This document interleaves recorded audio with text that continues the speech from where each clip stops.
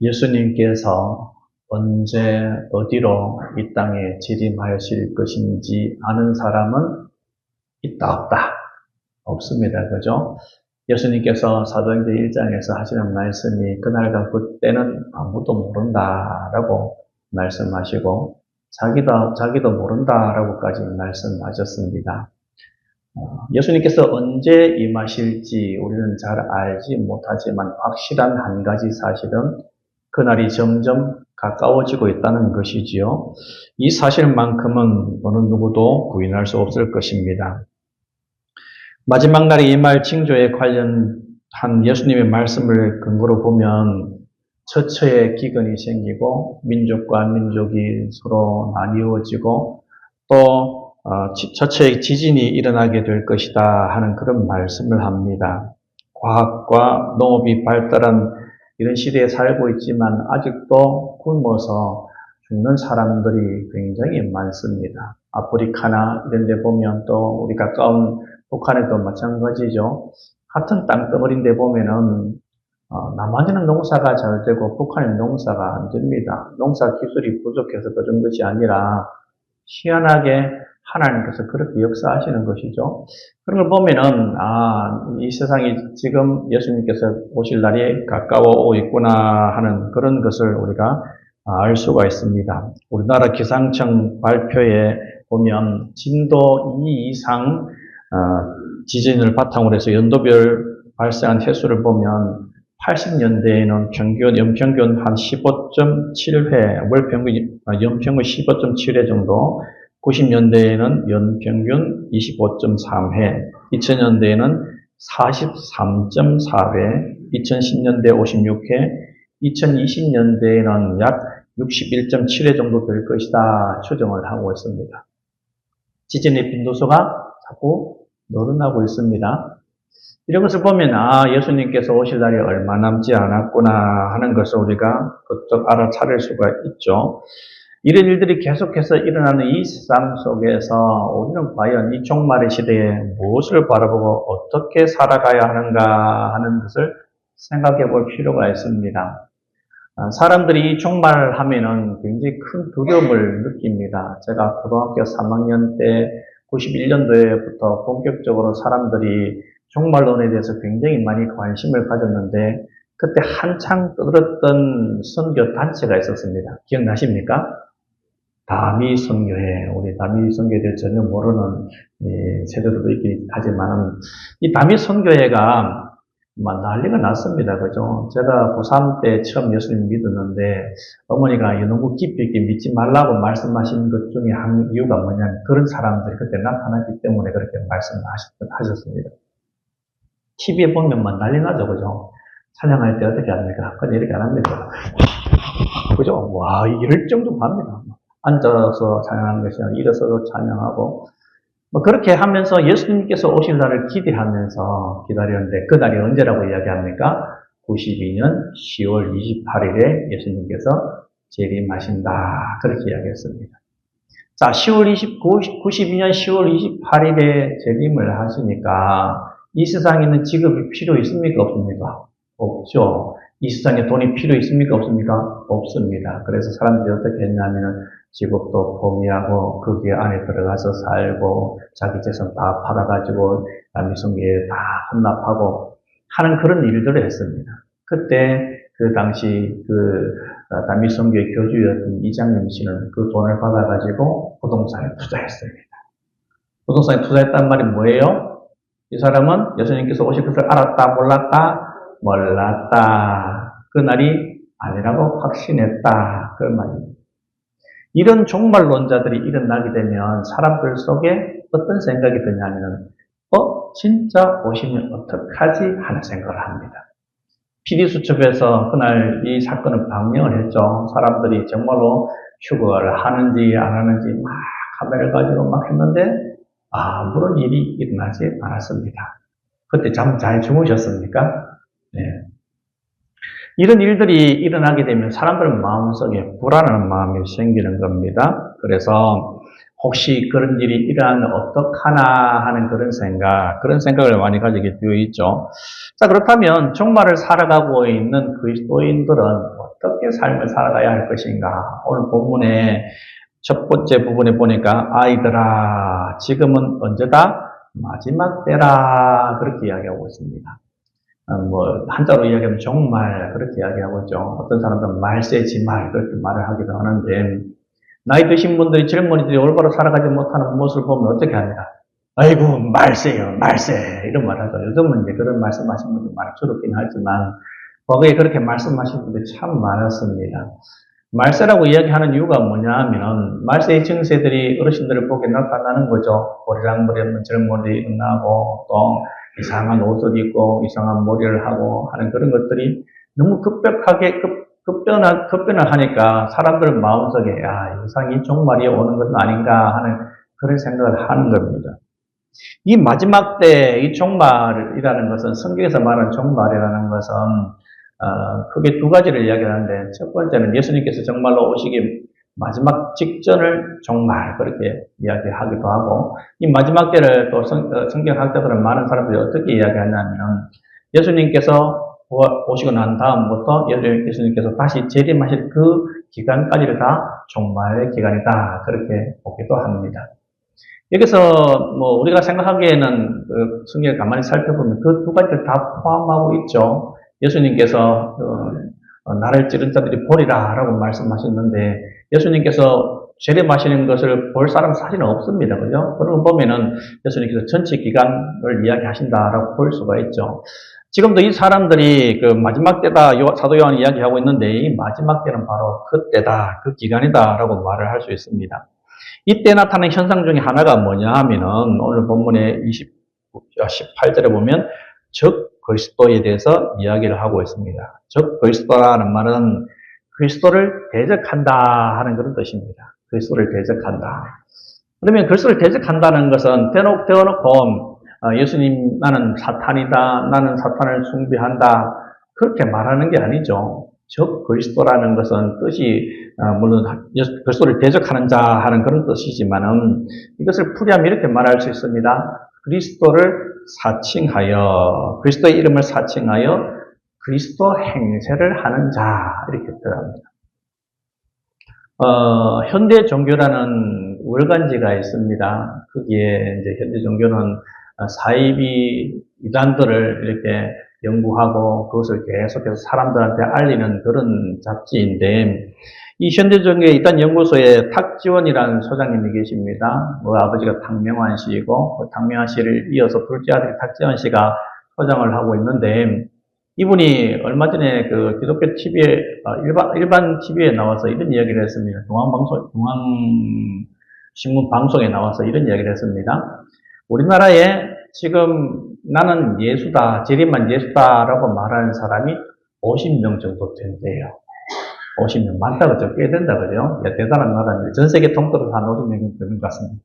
우리나라 좀 그런 게 좀 심한 것 같습니다. 이렇게 나는 재림 예수다라고 하면서 자신이 예수님인 것처럼, 그리스도인 것처럼 자신이 사람들을 구원할 수 있는 그런 존재인 것처럼 그렇게 이야기를 합니다. 그런데 그들이 행하는 행동, 그들이 하는 말들을 보면 성경에 있는 것을 그대로 이야기하고 하나님의 뜻을 떨쳐내고 하나님의 뜻이 이루어지기를 소원하는 그런 마음을 가지고 말씀을 전파하고 사람들을 세워가는 것이 아니라 하나님의 말씀과는 반대되는 그러한 말과 행동을 한다는 것입니다. 그런 것을 본다면 이 사람들이 재림 예수가 아니라는 것이 명확하죠. 이런 일들이 일어나는 것에 대해서 오늘 사도 요한은 이야기를 하고 있습니다. 자, 그렇다면 적 그리스도의 특징이 뭔가에 대해서 22절에 말씀하고 있는데 우리 22절 말씀 같이 읽어보겠습니다. 거짓말하는 자가 누구냐? 예수께서 그리스도의 심을 부인하는 자가 아니냐? 아버지와 아들을 부인하는 그가 적 그리스도니. 거짓말하는 자다라고 그렇게 이야기를 하고 있고 이 적 그리스도가 주되게 뭘 하냐면 예수께서 그리스도이심을 부인한다 그렇게 말씀하고 있습니다. 하나님 아버지께서 보내신 예수님을 인정하지 않는다라는 것은 하나님 아버지를 인정하지 않는 것과 똑같다 하는 그런 말씀을 하시죠. 예수님께서 이 땅에 계실 때 계속해서 유대인들에게 하시는 말씀이 뭐냐 하면 야, 너희들 나를 못 믿겠거든. 내가 하는 일은 믿어라. 이렇게 말씀하시죠. 왜 그렇게 말씀하신 겁니까? 그분이 하신 일들을 보면 가난한 자에게, 힘든 자에게, 고통스러운 자에게 노임과 자유를 선포하고 그들을 위로하고 그들을 하나님의 사람으로 세우는 일을 예수님께서 하셨습니다. 그렇게 본다면은 예수님께서 하신 일들을 보면 예수님 보면은 예수님 난 믿고 싶지 않다 하는 그런 생각이 들지만은 예수님께서 하신 일들을 보면 저분이 하나님께서 보내신 일을 하는구나 하는 것을 알 수 있다 그렇게 말씀하셨습니다. 그런데 사람들은 어떻습니까? 예수님을 믿지도 않고 예수님이 하시는 일 자체도 믿지 않고 인정하지 않았습니다. 23절에 보면 이렇게 되어 있습니다. 아들을 부인하는 자에게는 또한 아버지가 없으되 아들을 시인하는 자에게는 아버지도 있다라고 말씀하고 있습니다. 예수님께서 메시아이신 것을 인정하는 그 사람이 바로 아버지를 인정하는 것이다 라고 이야기하는 겁니다. 왜냐하면 하나님께서 보내신 자를 인정하지 않으면은 하나님을 인정하지 않는 것과 똑같다는 것이지요. 어떤 사람이 두루마리를 가지고 와가지고 쫙 펼치면서 어병이요 라고 말하는데 그 앞에 있는 사람이 내가 그걸 어떻게 믿어? 라고 말을 하게 된다면은 아주 어리석은 일이죠. 어병이요 라고 말하면 그 앞에서 순종해야 합니다. 엎드려야 합니다. 왜냐하면은 그 사람이 임금이 보낸 사람이 확실하다면 그렇게 해야 하는 것이 마땅하기 때문에 그렇습니다. 그렇기 때문에 하나님께서 보내신 자를 인정하는 것은 곧 보내신 하나님을 인정하는 것과 똑같다는 것입니다. 하나님 믿는다고 하면서 예수님이 인정하지 않는다는 것은 그 사람이 곧 이단이고 즉 그리스도다라고 말을 하고 있는 겁니다. 사도 요한이 살았을 그 당시 지금도 마찬가지이지만 유대인들은 예수님을 하나님의 아들로 인정하지 않습니다. 그냥 선지자 중에 한 사람 그렇게 이야기합니다. 그리고 우리 창녕에도 있는데 여호와의 증인 같은 경우에도 예수님을 하나님의 아들로 인정하지 않습니다. 그냥 선지자로 인정합니다. 전능하신 분이라고 분명히 성경 기록하고 있는데 그것을 좀 바꾸어서 능하신 분으로 그렇게 번역을 해놓고 있습니다. 그러니까 예수님을 인정하지 않는 사람은 곧 누구를 인정하지 않는 거라고요? 하나님을 인정하지 않는 겁니다. 그 사람이 누군데 내가 그분을 인정하겠느냐라고 이야기한다면은 그 보내신 자를 무시하는 것이죠. 그런 것처럼 하나님께서 보내신 자를 무시하고 인정하지 않는 것은 하나님을 인정하지 않는 것이다 라고 말할 수 있습니다. 하나님을 믿는다고 하면서 하나님께서 세우신 권위에 대해서 순종하지 않는다. 이것도 역시 하나님을 인정하지 않는 것이라 볼 수가 있겠죠. 이렇게 말하는 사람이 있습니다. 교회가 목사 것이가 라고 이야기하면서 나는 하나님을 믿지 목사를 믿는 게 아니다 라고 이야기하는 사람이 종종 있습니다. 여러분 이 말이 맞습니까? 틀립니까? 맞는 것 같기도 하고 틀린 것 같기도 합니다. 그죠? 어떤 면으로 보면은 그래 우리가 하나님을 섬기지 목사를 섬기냐? 우리가 하나님의 말씀을 따르지 목사의 말을 따르냐? 라고 이야기할 수 있습니다. 어떻게 보면은 그 말이 맞는 것 같습니다. 하지만 하나님의 말씀을 맡아서 말씀을 가르치고 선포하는 목사를 인정하지 않으면 그 인정하지 않는 것이 곧 무엇과 연결이 되냐 하면은 하나님을 인정하지 않는 것과 연결이 됩니다. 여러분 한번 여쭤보겠습니다. 교회 목사, 장로, 장집사 누가 세웁니까? 사람이 세웁니까? 목사님 우리가 투표해서 뽑았는데요. 목사님도 공동회의 3분이 통과돼서 온 것 아닙니까? 우리가 뽑았지요. 맞습니까? 물론 그것도 맞기는 맞겠죠. 하지만 근본적으로 이 모든 권위는 누가 세우는 겁니까? 하나님께서 세우는 겁니다. 예수님께서 골로새서 1장에서 예수님께서 어떤 분으로 표현하고 있습니까? 그는 보이는 것과 보이지 않는 것들 다 창조했고 권세와 권세도 권위와 권세 이런 것도 다 예수님으로부터 나왔다 그렇게 이야기하고 있습니다. 대통령 그럼 누가 세웠습니까? 우리 국민이 세웠습니까? 아니죠. 누가 세웠습니까? 하나님께서 세웠습니다. 길 가다가 만나는 경찰을 누가 세웠습니까? 쥐가 공부해가지고 공무원 된 거 아닙니까?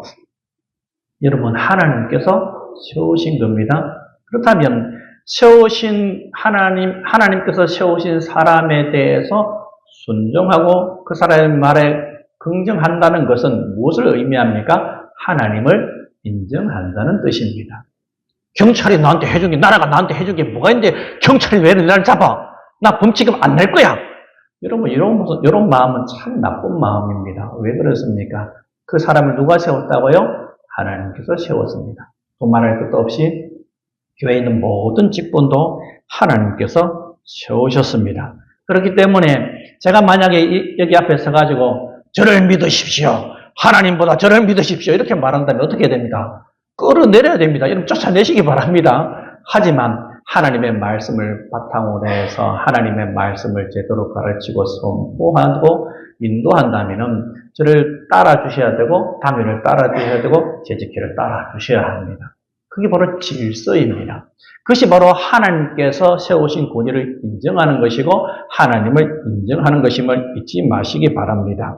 사도 요한은 19절에서 즉 그리스도인이 자기들에게서 떠나갔다 그렇게 표현을 하고 있습니다. 19절 말씀 앞부분에 보니까 그들이 우리에게서 나갔으니 그 이유가 뭐냐면은 우리에게 속하지 아니한 것을 드러낸 것이다 라고 마지막 부분에 이야기를 하고 있습니다.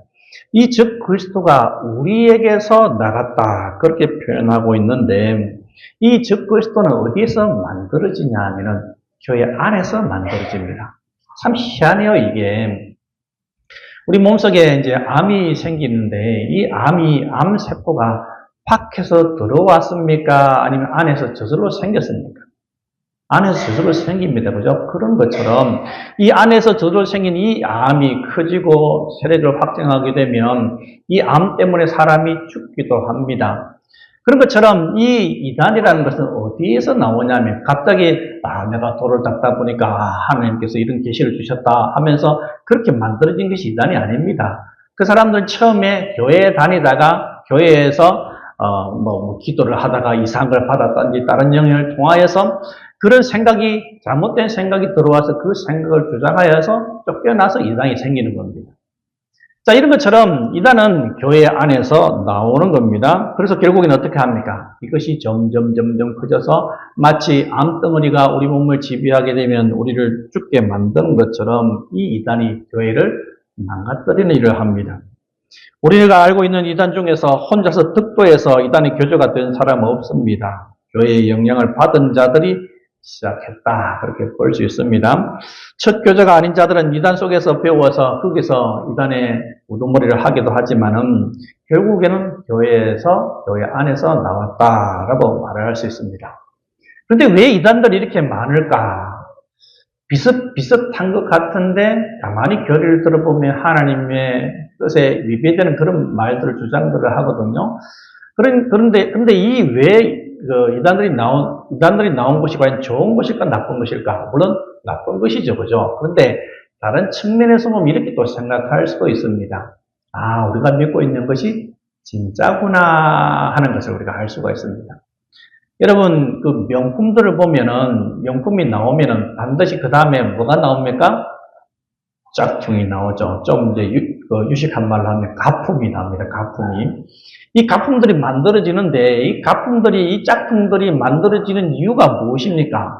명품이 그만큼 귀중하기 때문에 그런 것이죠. 그죠? 1,000원짜리를 가품으로 만들지는 않습니다. 물론 1,000원짜리가 엄청나게 사람들한테 많이 팔려서 나는 500원에 만들어서 팔 수 있다라고 한다면 그렇게 만들어 파는 경우는 있겠죠. 하지만 대부분은 어떤 것을 가품으로 만드냐 하면은 명품을 가품으로 만듭니다. 그래서 예수님 믿는 이것이 진리이기 때문에 이것이 진짜이기 때문에 진짜인 이것과 비슷하게 뭔가를 만들어내어서 그것을 가지고 뭐 하는 거예요? 사기치고 돈 벌어먹고 하는 겁니다. 우리가 잘 알고 있는 대표적인 이단이 뭐가 있을까요? 신천지. 역시 신천지도 기존에 있는 교회의 여러 가지 이단들이 주장하는 그런 것들을 짜집게 해서 만들어 놓은 곳이 바로 신천지입니다. 이런 것들이 계속해서 일어난다는 것은 기독교가 진리라는 것을 방증해 주는 것이죠. 이런 이단들이 적그리스도가 일어나니까 이 적그리스도가 어떻게 했다고 되어 있냐면 자기들에게서 나갔다라고 이야기하고 있습니다. 왜 나갈 수밖에 없는 것입니까? 왜냐하면은 빛과 어둠은 공존할 수 없기 때문에 그렇습니다. 세상 것과 이렇게 잘 섞인다는 것은 뭔가 비슷한 면이 있다는 것이죠. 뭐 다른 예를 들자면은 물과 기름을 이렇게 해놓으면 물과 기름을 이렇게 막 넣고 흔들면 어떻게 됩니까? 처음에 섞여 있는 것 같지만 결국엔 어때요? 무거운 물은 밑에 가라앉고 기름 위에 뜨게 되어 있습니다. 섞일 수가 없다는 것이죠. 물론 뭐 요즘 약품이 좋아가지고 물과 기름을 섞을 수 있는 그런 약품도 있긴 있습니다. 있지만은 근본적으로는 섞이지 않습니다. 그런 것처럼 이 빛과 어둠은 함께 있을 수가 없는 겁니다. 진리와 비진리는 공존을 할 수 없습니다. 여러분 한번 상상 한번 해보십시오. 하나님께서 하늘문을 여시고 우리 교회에 굉장히 놀라운 은혜를 부어주신다고 생각해 보십시오. 사람들마다 가슴이 뜨거워서 예배 나오는 게 감격이 되고 찬양하는 것이 너무 뜨겁고 기도가 너무 하고 싶고 예배를 너무 드리고 싶은 그런 마음이 있습니다. 예배 끝나고 이제 시간 땡 하고 다 끝났는데도 불구하고 사람들이 마음속에 하나님께 주시는 은혜가 너무 감사해서 교회당을 떠나지 않고 계속해서 기도합니다. 밑에 있는 식당 봉사자들이 밥 먹으러 내려왔는데 왜 안 내려오나 하는데 사람들이 다 기도하고 있습니다. 여러분 상상 한번 해보십시오. 얼마나 좋습니까? 그죠? 그런데 이런 하나님의 진리의 역사가 일어나기 시작하면 그것을 받아들이지 못한 사람이 생깁니다. 왜 그럴까요? 어둠과 빛은 함께 할 수 없기 때문에 그래요. 그래서 결국에는 어떻게 하냐면 이렇게 말합니다. 예배 마치는데 밥 먹어서 안 내려가요. 이렇게 바뀝니다. 하나님께 주시는 은혜가 사람들 속에 충만한데 자기만은 은혜를 받지 못하고 도리어 그것을 반대하는 사람이 됩니다. 이 사람은 어떤 사람입니까? 어둠 속에 있는 사람입니다. 하나님께서 우리 교회에 그런 은혜를 주시면 반대하는 사람 되지 않기를 소원합니다. 야, 하나님께서 그런 은혜를 주셨다고? 그래, 내가 지금 이렇게 식사 준비할 때가 아니지. 나도 은혜 받아야지. 이런 마음을 가져야 합니다. 그렇게 될 때 하나님의 은혜가 더 풍성하게 우리 교회에 나타나게 되어 있습니다. 이렇게 이 적그리스도가 자기들에게서 떠나갔는데 그 이유가 뭐냐? 그것은 바로 이들이 어둠이기 때문에 이 빛과 함께 공존할 수 없어서 이들이 나간 겁니다. 적그리스도와 하나님의 백성들이 명백하게 차이가 있습니다. 빛과 어둠이 완전히 다른 것처럼 물과 기름이 서로 다른 것처럼 이 적그리스도와 하나님의 백성은 완전히 차이가 있는데 그 명백하게 다른 부분에 대해서 오늘 본문은 20절에서 이렇게 이야기합니다. 우리 20절 말씀 다시 읽겠습니다. 너희는 거룩하신 자에게서 기름 부음을 받고 모든 것을 아느니라. 아멘. 자, 이 말씀을 읽어보면은 거룩하신 자, 이게 기름 부음을 받았다. 여기서 말하는 거룩하신 자라는 것은 성부 하나님도 될 수가 있고 성자 하나님도 될 수 있습니다. 근데 보통 보면 여기서 이제 성자 예수님을 봅니다. 성자 예수님에게서 기름 부음을 받고, 기름 부음이라는 것이 뭡니까? 성령 하나님을 이야기합니다. 성령 하나님께서 임하시고, 그 다음에 어떻게 된다고 되어 있습니까? 모든 것을 안다. 자, 여러분 마음속에 성령 하나님께서 계십니까? 네. 이쪽 보고 이야기하니까 한 5번 이야기 하시는 것 같습니다. 여러분 속에 성령 하나님께서 계십니까? 예.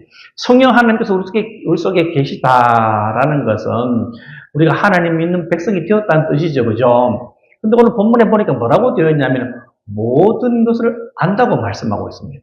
자, 그러면 다시 한번 질문해 보겠습니다. 여러분들은 모든 것을 아십니까? 아닌데요. 그죠? 아니죠. 그죠? 그리고 그 뒷부분에 나오는 말씀도 보면 그렇게 비슷한 표현이 나옵니다. 27절 말씀 한번 같이 읽어볼까요? 너희는 주께 받은 바 기름 부음이 너희 안에 거하나니 아무도 너희를 가르칠 필요가 없고 또 참되고 거짓이 없으니 너희를 가르치신 그대로 주 안에 거하라. 아멘. 자, 주께 받은 바 기름 부음, 성령님께서 너희 안에 거하시는데 아무도 너희를 가르칠 필요가 없다. 목사님, 이제 안 가르쳐도 되겠습니다. 우리가 알아서 하겠습니다. 그러면 교회가 필요가 없습니다. 그죠? 하지만 여기서 가르칠 필요가 없다, 모든 것을 안다라는 것은 그냥 전지하게 되거나 누구로부터 가르침을 받을 필요가 없다 하는 그런 뜻이 아니라 앞에 나온 적그리스도가 지금 그와 적그리스도와 구분을 하고 있는 겁니다.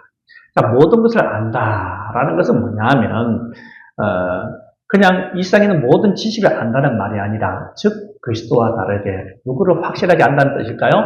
예수 그리스도를 확실하게 안다는 뜻입니다. 우리 인생에 있어서 가장 기본적인 것은 뭐냐? 우리 기독교인들이 살아가는데 가장 기본적으로 필요한 것이 뭐냐? 바로 예수 그리스도에 관련된 복음이 가장 기본적으로 할 때 필요합니다. 이런 운동선수들이 보면은 운동을 할 때 제일 먼저 뭐 합니까? 기본적인 것을 굉장히 오래 합니다. 뭐 탁구, 우리 잘 하시는 분 계신 줄 알고 있는데, 탁구 선수들이 탁구 훈련을 할 때 뭐 합니까? 계속 이거 합니다. 계속. 이걸 하루에 뭐 몇백 개씩 합니다. 뭐 다른 거 하는 거 아니에요. 계속 입만 주고받고, 주고받고, 주고받고, 주고받고, 주고받고, 주고받고. 뭐가 중요하다는 거예요?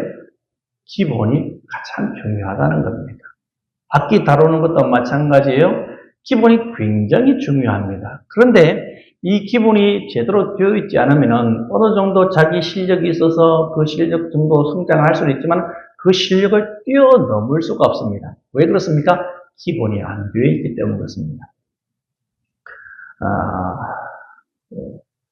베토벤 여러분 잘 알고 계실 겁니다. 이 베토벤이 굉장히 음악이 뛰어난 사람이었는데 어릴 때 이 베토벤이 배우지도 않았는데 피아노 연주를 했습니다. 그래서 이 베토벤을 자기 아버지가 음악하는 사람한테 데리고 갔습니다. 이 음악하는 사람이 이렇게 평가를 했습니다. 재능은 있는데 기본이 안 되어 있다라고 이야기했습니다. 기본을 가르치니까 어떻게 되겠습니까? 일치월장하는 겁니다. 우리도 신앙생활 하는 데 있어서 가장 기본적인 부분, 이 부분을 가장 잘 다져 놓아야 합니다. 이 기본이 바로 뭐냐 하면 오늘 본문에 이렇게 이야기하고 있습니다. 24절 말씀 한번 읽어보겠습니다. 너희는 처음부터 들은 것을 너희 안에 거하게 하라. 처음부터 들은 것이 너희 안에 거하면 너희가 아들과 아버지 안에 거하리라. 아멘. 이 사람들이 처음부터 들은 것은 과연 무엇인가? 그 처음부터 들은 것은 복음을 이야기합니다. 태초부터 있는 생명의 말씀에 관련된 것을 이야기합니다. 이 처음부터 들은 이 말씀, 이 생명의 말씀, 예수 그리스도에 대한 복음, 이 복음을 어떻게 하라고 되어 있습니까? 이 복음이 너희 안에 거하게 하라. 이것이 가장 귀중한 것이고 가장 기본적인 것인데 이것을 거하게 하게 되면 처음부터 들은 것이 너희 안에 거하게 되면 너희가 아들과 아버지 안에 거하리라 라고 말씀하고 있습니다. 우리 예수님 믿고 난 다음에 여러 가지 것들을 배울 수가 있겠죠. 그렇죠? 여러 가지 봉사를 할 수 있을 것입니다. 하지만 그 모든 것이 밑바탕이 뭐가 되어야 하냐면은 예수 그리스도의 복음이 내 삶의, 내 지식의 바탕이 되어야 합니다. 그렇게 될 때 거기서 제대로 된 봉사가 나오고 제대로 된 신학이 나오고 제대로 된 은혜의 생활이 나올 수 있다는 겁니다. 여러분 우리를 살게 하는 것이 무엇입니까? 다른 게 우리를 살게 하는 것이 아니죠. 예수 그리스도의 가장 기본적인 지식, 그것이 우리를 살게 하는 겁니다. 우리 예수님은 어떤 분을 알고 있습니까? 하나님이신데도 불구하고 이 땅에 인간의 몸을 입고 오신 예수님.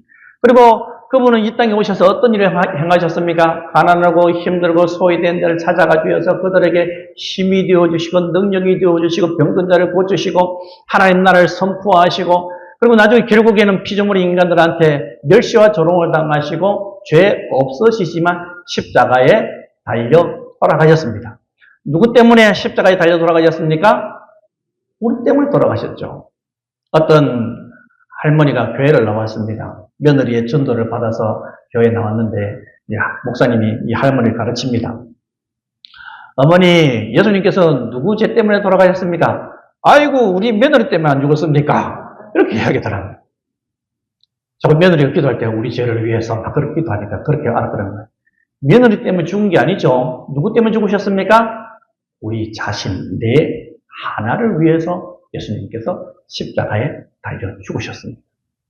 이 지식이 바로 가장 기본적인 지식입니다. 이것이 바로 우리를 살게 하는 겁니다. 교회를 새롭게 하는 것이 무엇입니까? 1000년 전, 2000년 전에도 마찬가지고 앞으로 1000년, 2000년 후에도 마찬가지고 교회를 새롭게 하는 것은 일이 아닙니다. 사업이 아닙니다. 예수 그리스도의 피가 새롭게 만드는 것입니다. 예수님의 피가 우리를 살리는 것입니다. 교회를 살리는 것은 예수님 피밖에 없습니다. 그 피의 복음이 제대로 마음속에 제대로 바탕이 될 때 제대로 된 신앙생활을 할 수 있는 겁니다.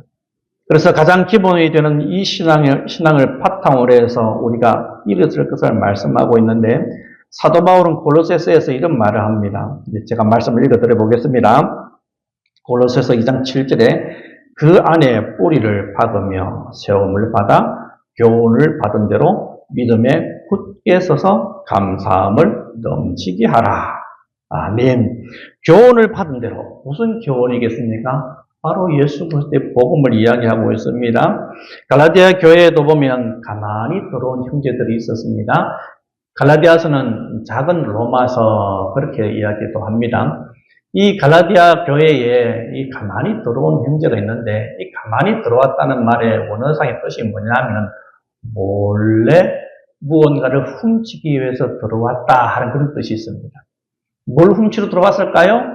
사람들의 마음을 훔치러 들어온 겁니다. 이 사람들이 하는 이야기가 야 예수님 믿는 믿음만으로 천국 갈 수 없어. 너희들 하나님 앞에서 뭔가를 행해야 돼. 율법을 행해야 돼 하는 그런 말들을 하는 겁니다. 여러분 듣고 보면 그 말이 일리가 있습니까 없습니까? 일리가 있습니다. 그래 교회만 예수님을 열심히 믿으면 되나? 잘 살아야지. 예수님 믿는다고 하면서 나쁜 짓 하고 그러면 천국 가나? 못 가지. 여러분 일리가 있습니까 없습니까?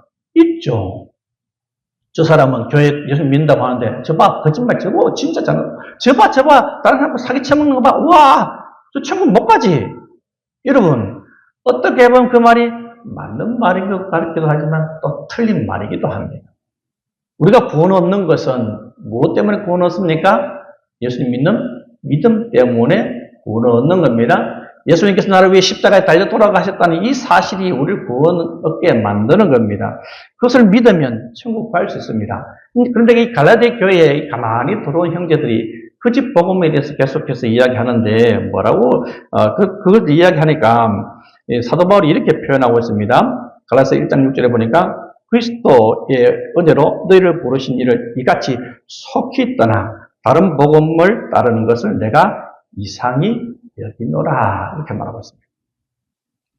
처음부터 내가 너희들에게 전하는 복음이 있는데 그 복음을 떠나서 이상한 것들을 바라보고 그것들을 속히 따르니 참 너희들 잘못되었다라고 말씀하고 있는 겁니다. 갈라디아 교회에 들어온 거짓 형제들이 가만히 보니까 하나님 복음을 어지럽히는 겁니다. 그래서 뭐라고 이야기합니까? 하늘에서 온 천사들도 이런 복음을 전하게 되면 저주를 받는다라고까지 말씀하고 있습니다. 창녕에도 이단들이 있는 줄 압니다. 그런 이단들이 여러 방법으로 접근합니다. 대표적으로 접근하는 방법이 이렇습니다. 처음에는 굉장히 호의를 많이 베풀어 줍니다. 그래서 친하게 만듭니다. 이걸 호형, 호자 이렇게 얘기하는데 형, 동생, 언니, 동생 이렇게 해가지고 보통 동성끼리 접근하니까 그렇게 만듭니다. 그래서 막 간도 썰개도 다 떼어줄 것처럼 진짜 헌신적으로 돌보아줍니다. 그러면 어떤 생각이 들겠습니까? 이 사람 참 좋은 사람이다. 정말 좋은 동생이네, 좋은 언니네, 좋은 형이네, 동생이네 이렇게 생각합니다. 그러다가 이제 이 사람이 이제 말을 슬슬 꺼내는 겁니다. 어떻게 꺼내냐면 이렇게 꺼냅니다. 언니, 내가 정말로 훌륭한 성교사님 한 분 계신데 한번 만나볼래? 언니 몸이 많이 아프잖아. 내가 아는 전사님 계신데 그분이 신유의 은사가 있어.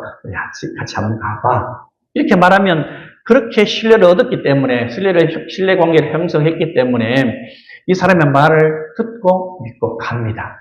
가면 거기에 있는 선교사님, 거기서 말하는 전도사님이 어떠냐면 제가 같이 기도해 봅시다. 기도하는데 기도 끝나고 나서 이 사람의 형편을 술술술 막 이야기합니다. 어떻게 알았지? 신기할까요? 안 신기할까요? 굉장히 신기합니다. 내가 아픈 거, 내가 어디 아픈 거 어떻게 알고 있지? 우리 집안에 이런 일이 있는 거 어떻게 알았지? 생각을 갖게 만듭니다. 그런데 사실은 미리 그 언니, 동생 하는 그 사람이 다 이야기를 해준 겁니다. 그래서 그런 말을 듣고 기도를 받게 되면 와 신비하다 해서 곳에 한 번, 두 번 참여하다가 성경 공부 같이 하면 좋지 한 번, 두 번 참석하는데 내가 교회에서 들은 말씀하고 좀 달라요. 왜 그렇지? 하고 질문을 하게 되면 그 질문을 뭉개버리죠. 그러면서 그렇게 질문하는 것이 믿음이 없는 것처럼 그렇게 치부해버립니다. 그래서 그것이 이상하다는 생각을 하고 빨리 나오면 괜찮은데 계속해서 빠지는 겁니다. 뭐 때문에? 인간관계 때문에. 그러다 보면 어떻게 되는 겁니까? 생각하는 것, 말하는 이런 것들이 다 바뀌어버립니다. 그래서 이단은 따라가면 안 되고 조금 이상하다 싶으면 가면 안 되고 아예 교회에서 허락하지 않는, 교회에서 알려지지 않는, 당회에서 허락하지 않는 그런 공부하는 곳에는 가면 안 됩니다. 아시겠죠? 몇 분 가실 건가 보네. 큰일 났네. 여러분, 근데 가시면 안 됩니다. 여러분, 가장 중요한 것은 예수 그리스도께서 이 땅에 인간의 몸을 입고 오셨고, 그분을 통해서만이 우리의 구원이 있다는 것을 여러분 인정해야 합니다. 여러분, 그 외에는 다른 것이 있다, 없다? 없습니다. 예수님 믿어야 하지만 그래도 라는 것은 없습니다. 예수님 믿으면 구원은 없는 겁니다. 예수님 믿으면 천국 가는 겁니다. 예수님 믿으면 하나님의 백성이 되는 겁니다. 다른 것도 없습니다. 오직 예수 그리스도의 그 복음만이 우리를 살리고 새롭게 만드는 것입니다. 이단들은 항상 플러스 알파 뭔가 있어야 된다라고 이야기합니다. 열심히 믿는데 헌금 많이 해야 돼. 여러분 헌금 안 해도 됩니다. 아이고 큰일 났다. 다음부터 헌금 안 할래. 헌금이 우리를 살게 하는 게 아니죠. 뭡니까? 하나님께서 주신 은혜에 내가 반응하는 것이 헌금으로 나타나는 것이고 하나님께서 주신 베풀어 주신 은혜에 반응해서 나타나는 것이 예배입니다. 그것이 우리를 살게 하는 것이 아닙니다. 오직 우리는 뭐로 살아가는 겁니까? 예수 그리스도의 피로 복음으로 우리가 살아가는 겁니다. 그렇기 때문에 우리는 이러한 것들을 바라보면서 예수 그리스도의 그 십자가를 바라보면서 이 믿음의 바탕을 바라보면서 기본을 바라보면서 우리는 살아가야 하는 겁니다. 우리가 말씀을 살아가는 우리가 무엇에 더 집중해야겠습니까? 하나님 말씀에 어긋나지 않기 위해서 우리는 말씀을 부지런히 읽어야 하고 암송을 하고 외워야 합니다. 말씀의 지마를 살아가는 우리가 제대로 된 하나님의 말씀을 배우고 이것을 잘 정립을 해 두어야 합니다. 그래서 오예배 때 소결의 문답을 하는 겁니다. 이 소결의 문답이 결국에는 신학을 하는 것이거든요. 신학은 신학생이 하는 것이 아니라 목사가 하는 것이 아니라 모든 사람들이 신학을 해야 합니다. 그래야 제대로 된 신앙을 가지고 제대로 된 신앙으로 꿋꿋하게 서서 어떠한 것들이 올지라도 넘어지지 않을 그런 사람이 될 수 있는 겁니다. 우리가 그런 사람이 되기를 소원합니다. 내 감정에 이끌려서 정의에 이끌려서 하나님께서 원하시지 않는 쪽으로 나아가는 것이 아니라 이 진리의 복음, 예수 그리스도의 이 복음, 이 피의 복음, 인간으로 이 땅에 오셔서 우리를 십자가에 달려 돌아가신 이 피의 복음을 바탕으로 해서 살아가서 어떠한 경우에도 흔들리지 않는 견고한 믿음을 가진 우리가 다 되기를 소원합니다.